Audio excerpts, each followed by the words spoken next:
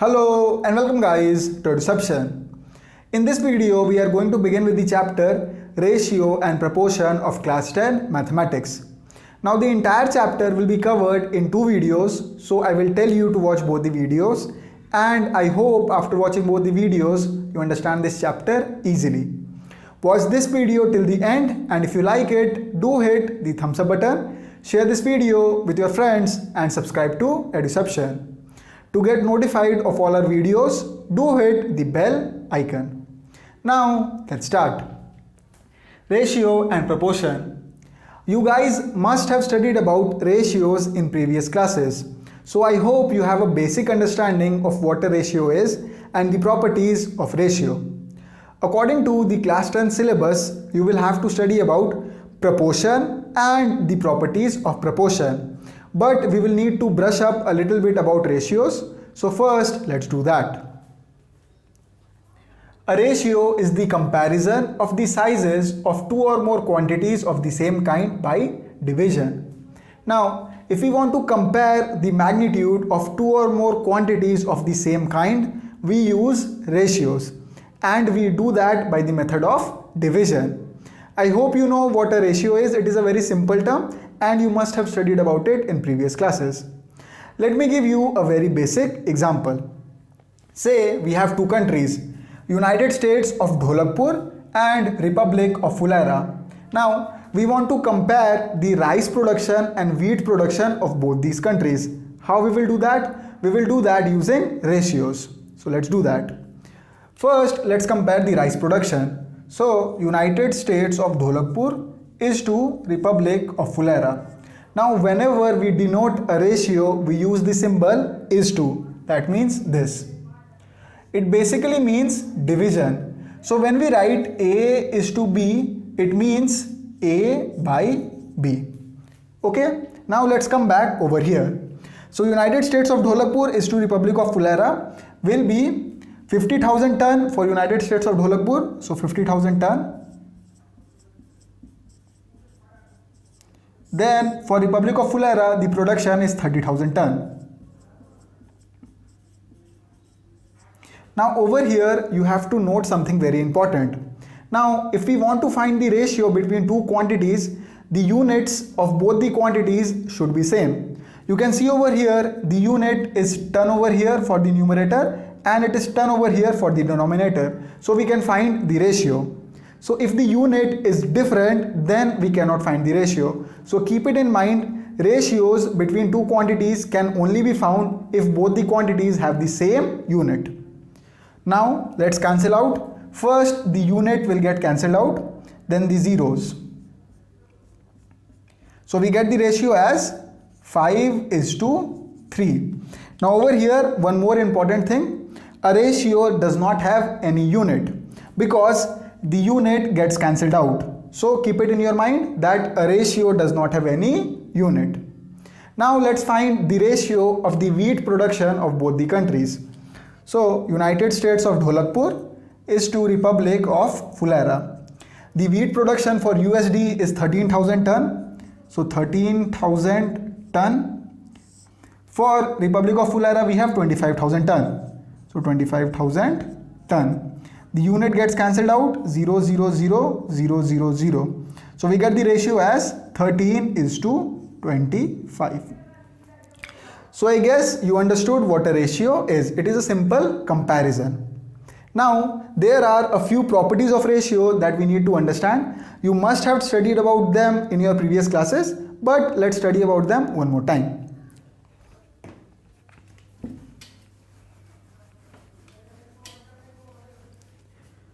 First we have compounded ratio. Now say we have two ratios, A is to B and C is to D. Compounded ratio simply means the multiplication of ratio. So the compounded ratio of the ratios A is to B and C is to D will be A into C is to B into D. Very simple. Then we have duplicate ratio. Say we have the ratio A is to B. To find the duplicate ratio, we will simply square both the quantities of the ratio. So the duplicate ratio of A is to B will be A square is to B square. Simple. Then we have triplicate ratio. To find the triplicate ratio, we will simply cube the quantities. Say we have the ratio A is to B, then the triplicate ratio will be A cube is to B cube. Then we have subduplicate ratio. In subduplicate ratio, we will find the square root of the quantities. So if we have the ratio A is to B, then the subduplicate ratio will be square root of A is to square root of B. Then we have subtriplicate ratio. For this we use the same thing. To find the subtriplicate ratio, we find the cube root. So if we have the ratio A is to B, the subtriplicate ratio will be cube root of A is to cube root of B. Finally, we have reciprocal ratio. Reciprocal ratio is a simple thing. It means ulta, that means reverse. Say we have the ratio A is to B, then the reciprocal ratio will be B is to A, as simple as that. So these were the properties that you need to know. Now questions won't be asked from ratios, but you must have some questions in your book regarding all this. So I will suggest you that you solve those questions. Those questions will be very, very easy. Now we will move on to the main thing from where questions are asked. That means proportion and properties of proportion. Moving on to proportion. An equality of two ratios is called a proportion. Proportion is a very simple concept. If we have two ratios and both the ratios are equal, then we can say that the elements are in proportion. Let me give you an example. Say we have two ratios, A is to B and X is to Y. And say both the ratios are equal. That means A is to B is equal to X is to Y. That is A by B is equal to X by Y. Then I can say that the elements A, B, X and Y are in proportion. So this is the simple concept of proportion. Let me give you one more example. The numbers 2, 3, 4 and 6 are in proportion. How I can say that? Because 2 by 3 is equal to 4 by 6. We all know that. Hence, 2 is to 3 is equal to 4 is to 6. So, because of this, I can say that the numbers 2, 3, 4 and 6 are in proportion. Simple. Next. 4 quantities A, B, C and D are said to be in proportion if A is to B is equal to C is to D. That is, A by B is equal to C by D. This is basically the same thing that I have explained over here. It is denoted as A is to B proportional to C is to D. Now, when you want to denote a proportion, you can either use the equality sign or you can use this sign. Both of them are correct. Next, continued proportion. 3 quantities A, B and C are said to be in continued proportion if A is to B is equal to B is to C. That is, A by B is equal to B by C. Now, if we have 3 elements A, B and C and they follow A by B is equal to B by C, then we can say that the 3 elements A, B and C are in continued proportion. Let me give you an example. The numbers 1, 2 and 4 are in continued proportion. How? Because 1 by 2 is equal to 2 by 4. Simple. Next, mean proportion. If A, B and C are in continued proportion, then B is the mean proportional of A and C. Now, if A, B and C are in continued proportion, then we will have A by B is equal to B by C. Over here, B is called the mean proportional. A is called the first proportional and C is called the third proportional. Simple. Now over here we have to understand one more thing. Now if A, B and C are in continued proportion, we will have this property. Then let's cross multiply it. Let me write it one more time. A by B is equal to B by C. Now let's cross multiply it. What do we get? B square is equal to AC. Therefore, B is equal to the square root of AC. That means mean proportional is equal to the positive square root of the product of the first proportional and the third proportional. Let's check the validity of this. We know that 1, 2 and 4 are in continued proportion. That means over here A is equal to 1, B is equal to 2 and C is equal to 4. Now over here we get that B is equal to root over A into C. So root over A into C, that means 1 into 4, that's root over 4, and we know that root over 4 is equal to 2, which is equal to B. So it is fine. So guys, that was all regarding proportion. Okay, everything is very important over here. Now we will move on to properties of proportion. Okay, moving on to properties of proportion. There are 5 properties that we need to know, which are Invertendo, Alternendo, Componendo, Dividendo and Componendo and Dividendo together. We will study about all the properties one by one, beginning with Invertendo. We have the given proportion A is to B is equal to C is to D. That means A by B is equal to C by D. Now for Invertendo, what we will do is, we will simply take the reciprocal of both the ratios. That means B by A is equal to D by C, which is B is to A is equal to D is to C. So if we have the given proportion A is to B is equal to C is to D, then by the property of Invertendo we get that B is to A is equal to D is to C. Simple. Moving on to Alternendo. We have the given proportion A by B is equal to C by D. Now for Alternendo, what we will do is, we will interchange the locations of B and C. That means B will come over here and C will come over here. So what do we get? We get A by C is equal to B by D, which is A is to C is equal to B is to D. So if we have the given proportion A is to B is equal to C is to D, then by the property of Alternendo we get that A is to C is equal to B is to D. Simple. Next, Componendo. We have the given proportion A by B is equal to C by D. Now for Componendo, what we will do is, we will add 1 to both sides. So we get A by B plus 1 is equal to C by D plus 1. Therefore, A plus B by B is equal to C plus D by D, which means A plus B is to B is equal to C plus D is to D. Simple. So if we have the given proportion A is to B is equal to C is to D, then by the property of Componendo we get that A plus B is to B is equal to C plus D is to D. Simple. Coming to Dividendo, we have the given proportion A by B is equal to C by D. Now for Dividendo, what we will do is, we will subtract 1 from both sides. So let's do that. So we get A by B minus 1 is equal to C by D minus 1.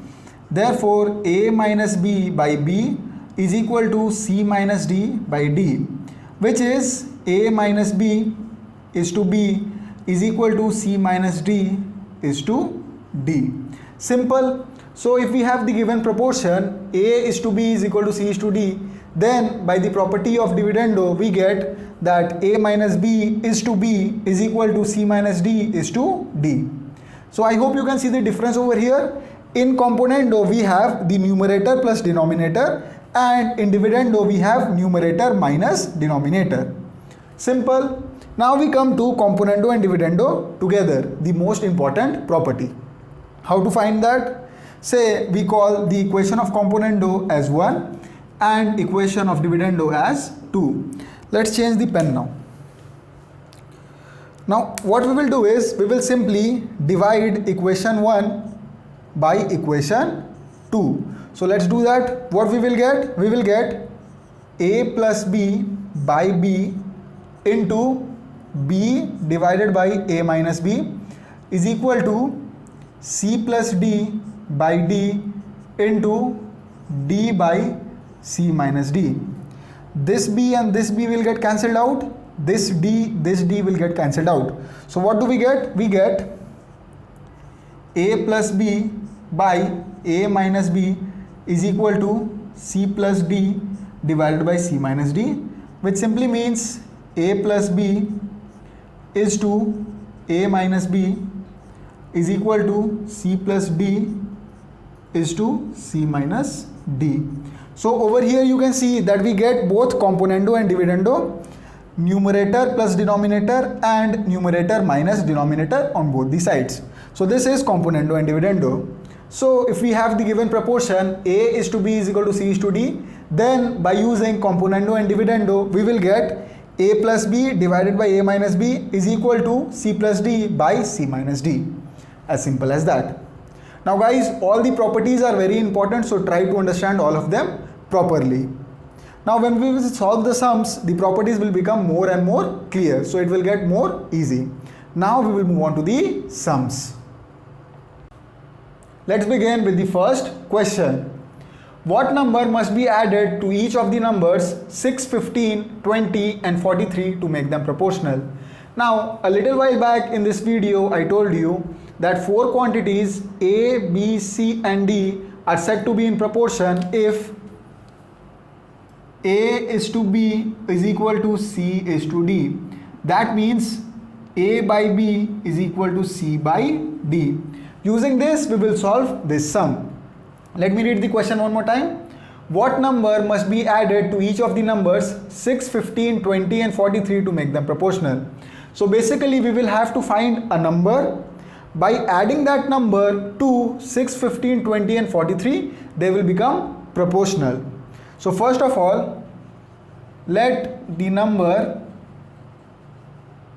be x. So if we will add x to the numbers 6, 15, 20 and 43, they will become proportional. So we will get the numbers 6 plus x, 15 plus x, 20 plus x and 43 plus x. Now if these numbers are proportional, then 6 plus x by 15 plus x will be equal to 20 plus x divided by 43 plus x. Now if this is A, B, C and D, we are following A by B is equal to C by D. Simple. Now let's cross multiply this and find the value of x. So 6 plus x into 43 plus x is equal to 15 plus x into 20 plus x. 6 into 43, 6 3s are 18, 6 4s are 24, 2 5 8 plus 6x plus 43x plus x square is equal to 15 2s are 30, 300 plus 15x plus 20x plus x square. X square and x square gets cancelled out. What do we get? We get 258 plus 43x plus 6x, that's 49x is equal to 300 plus 20 plus 15, 35x. Now 258 will go that side and 35x will come this side. So we get 49x minus 35x is equal to 300 minus 258. Therefore what do we get? 5 plus 9, that's 14x is equal to 42. Therefore x is equal to 42 by 14. Therefore x is equal to 3 because 14 3s are 42. So we get the number x is equal to 3, which is our answer. Okay, now we will move on to the next sum. Moving on to the next sum. If x square plus y square by x square minus y square is equal to 17 by 8, using properties of proportion, find number 1 x is to y and number 2 x cube plus y cube by x cube minus y cube. Now most of the times when we face this type of sum, the property that we will use is componendo and dividendo. Now I explained to you about componendo and dividendo a little while back in this video. if we have the proportion A by B is equal to C by D, then using componendo and dividendo we will get A plus B by A minus B is equal to C plus D by C minus D, which is numerator plus denominator by numerator minus denominator on both the sides. Using this we will solve this particular sum. Over here we have the proportion x square plus y square by x square minus y square is equal to 17 by 8. Over here we will use componendo and dividendo. So using componendo and dividendo. Now whenever you use any property you will have to write that property. So using componendo and dividendo. You cannot write using C and D, you will have to write using componendo and dividendo, the full thing. So what do we get? Numerator, which is x square plus y square, plus denominator, which is x square minus y square on the top, by numerator, which is x square plus y square, minus the denominator, x square minus y square. Same thing on this side also. So 17 plus 8 by 17 minus 8. So what do we get? X square plus y square plus x square minus y square by x square plus y square minus x square plus y square is equal to 17 plus 8, that's 25, 17 minus 8, that's 9. So y square gets cancelled out, x square gets cancelled out. We get 2x square by 2y square is equal to 25 by 9. Therefore 2 and 2 gets cancelled out. X square by y square is equal to 25 by 9. So what we will do is we will take the square root. So we get x by y is equal to 5 by 3. Hence x is to y is equal to 5 is to 3, which is our first answer. Number 1, x is to y is equal to 5 is to 3. Now in number 2 we have to find x cube plus y cube by x cube minus y cube. We will find this using componendo and dividendo. How to do that? Now we know that x by y is equal to 5 by 3, so we will use that. So we know x by y is equal to 5 by 3. First of all, we have to see that there is a cube over here, so we will cube this term. So cubing both sides. So cubing both sides. What do we get? We get x cube by y cube is equal to 5 cube, that 125, and 3 cube, that is 27. Now over here we will use componendo and dividendo and we will get our answer. So using componendo and dividendo, so numerator plus denominator by numerator minus denominator. So x cube plus y cube by x cube minus y cube is equal to 125 plus 27 by 125 minus 27. So what do we get? X cube plus y cube by x cube minus y cube is equal to 152 by 98. Let's cancel this out. 76 by 49. So we get the answer 76 by 49. So x cube plus y cube by x cube minus y cube is equal to 76 by 49. The second answer. As you can see, this was very simple. We just used the proper property and we got the answer.